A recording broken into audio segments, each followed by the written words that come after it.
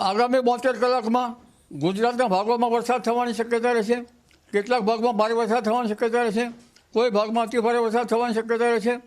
વરસાદની સિસ્ટમ લગભગ તારીખ 18મી જુલાઈ સુધી ચાલુ રહેવાની શક્યતા રહેશે, જેમાં મધ્યપ્રદેશના પૂર્વીય ભાગો અને લગભગ મધ્ય ગુજરાતના પૂર્વીય ભાગો ઉપરાંત મધ્યપ્રદેશના સંલગ્ન ભાગો, પૂર્વીય મધ્યપ્રદેશના સંલગ્ન ભાગો, આ ઉપરાંત પંચમહાલના ભાગો, સાબરકાંઠાના ભાગો અને દક્ષિણ સૌરાષ્ટ્રના ભાગો, જૂનાગઢ, ભાવનગર, અમરેલીના ભાગો, આ ભાગોમાં ભારે વરસાદ થવાની શક્યતા રહેશે.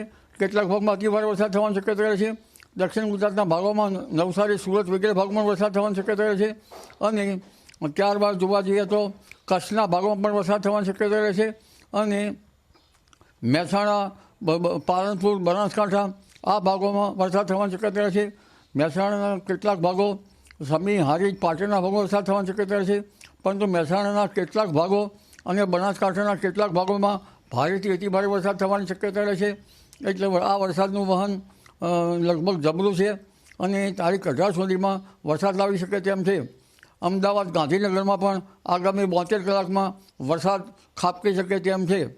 ઉત્તર ગુજરાતના ભાગો અને કેટલાક ઉત્તર સૌરાષ્ટ્રના ભાગો, કચ્છના ભાગો, ઉત્તર ગુજરાતના ભાગો, લગભગ પાલનપુર, બનાસકાંઠાના ભાગો અને પંચમહાલના ભાગો, મહીસાગરના ભાગો, તેમજ સાતપુરાના ભાગો, આ ભાગોમાં અને દક્ષિણ ગુજરાતના ભાગોમાં કેટલાક ભાગમાં, દક્ષિણ સૌરાષ્ટ્ર કેટલાક ભાગમાં વરસાદ થવાની શક્યતા છે.